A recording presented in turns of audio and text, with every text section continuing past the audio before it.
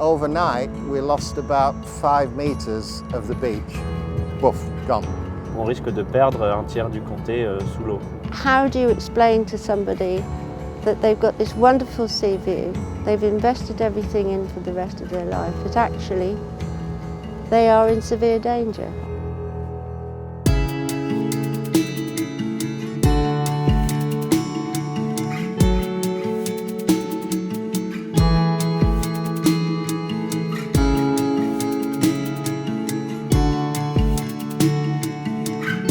Alors, le Norfolk, c'est un comté d'à peu près 900 000 habitants. Il y a beaucoup de villes qui risquent d'être submergées avec, si on prévoit l'augmentation du niveau de la mer d'1 mètre ou 2 mètres d'ici 150-200 ans, on risque de perdre un tiers du comté sous l'eau.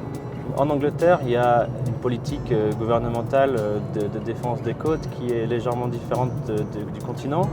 Dans le continent, on veut garder le trait de côte très robuste et du coup qui est permanent, ça ne bouge pas, ça ne change pas. En Angleterre, on appelle ça réalignement géré. Donc en fait, on recule ou on parle de laisser la dune fluctuer avec la mer et progressivement changer de paysage.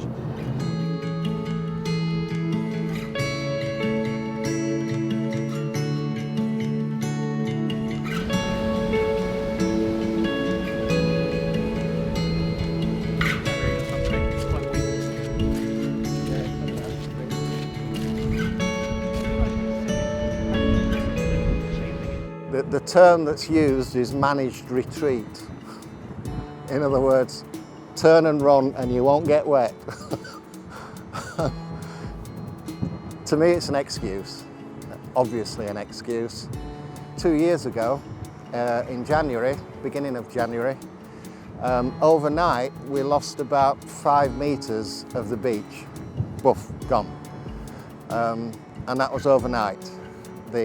The walkway down to the beach there was just a cliff edge, and it's never really come back. It's come back a little bit, but not completely.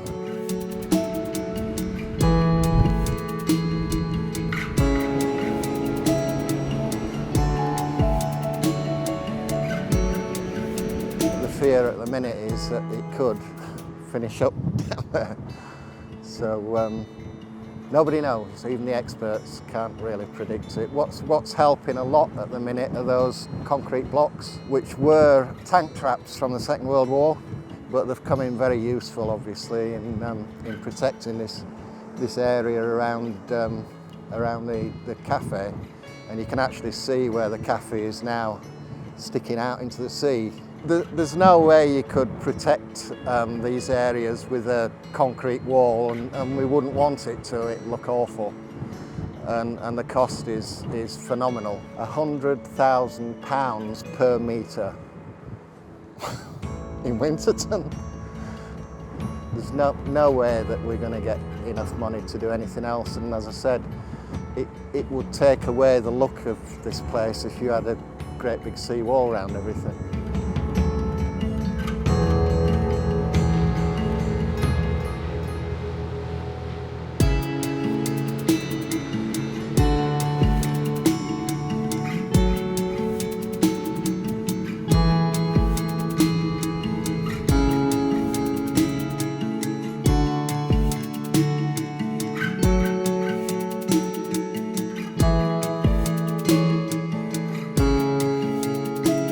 Before we put the sand here, if you look at this sea wall, we are now at high tide.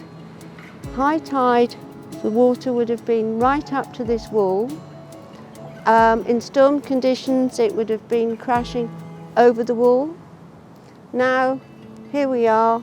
We have a huge, lovely sandy beach, lots of people using it, great to see. If the gas terminal hadn't invested in their own future, this would not have happened. We lost something like 30 houses in 2013 because of the storm. So this would not have happened. The villages would still be vulnerable, very vulnerable.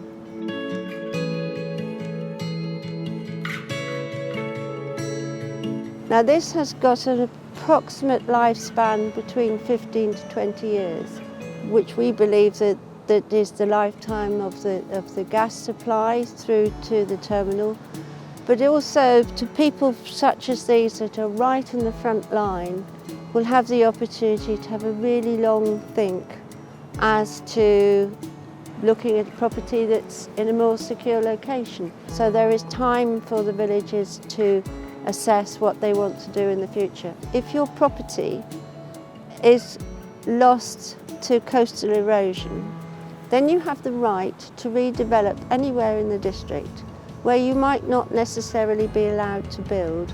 So that is one thing we have done. But the biggest challenge that we face is how do you explain to somebody that they've got this wonderful sea view, they've invested everything in for the rest of their life, but actually they are in severe danger.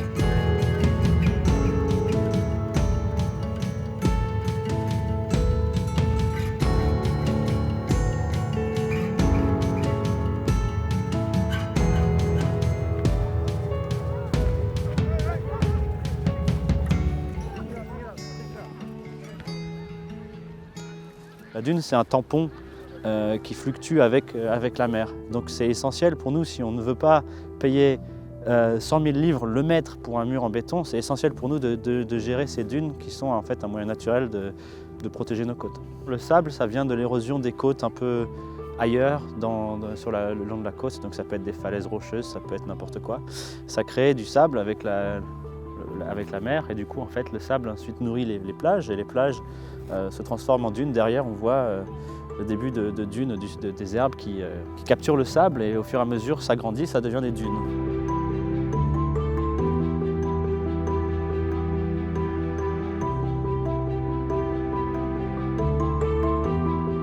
It's a big site. It's about 4,000 hectares in size, covering a wide variety of different habitats, grazing marshes, sand dunes, the beach, salt marsh and woodland. So you've got important birds, you've got important mammals, but you've got a huge list of spiders, flies, there are important populations here.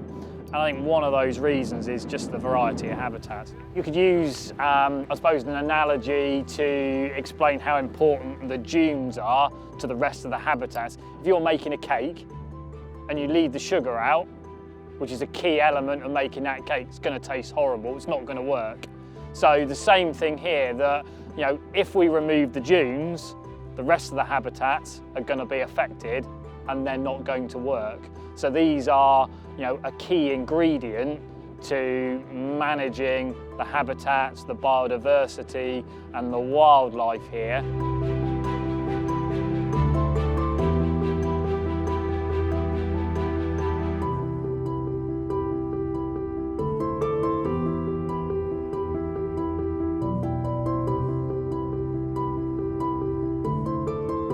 If you look at the list of red list species in the UK and the rarest species, you'll find 25% of them here. The Broads is mostly a freshwater ecosystem. Our main concern, because it's open to the sea, as the sea level rises, there is a risk that it will become more and more saline. And with more and more salt, some of the plants here won't survive, and therefore some of the species that depend on those plants won't survive. It's also, in climate change terms, it's the massive carbon store and a massive carbon sink. We've got 39 million tonnes of CO2 roughly locked up in the soils here, and that's because the wetland ecosystems constantly store soil as they store carbon in the soil as they build up layers and layers of peat. I mean, if you look at this landscape, we're storing 39 million tonnes of CO2. That's 5 years of Norfolk's carbon dioxide emissions. And if you were to start to lose this or it were to dry out, you would see all that being released into the atmosphere. So kind of with guardians of quite a lot of CO2.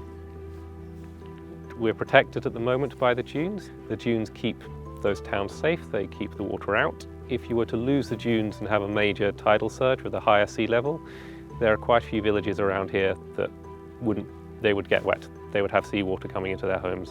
It would also start to impact on quite a lot of the nature reserves around here. They would all just be subject to a huge amount of flooding, and you would have huge amounts of salt water coming into the system. So we would very quickly lose a lot of our biodiversity and habitats. I think if we can manage the dunes properly, get people to respect them, and leave nature alone to look after itself. That's the answer. En faisant ça, les gens nous aident à préserver les dunes pour qu'ils puissent profiter de leur plage demain.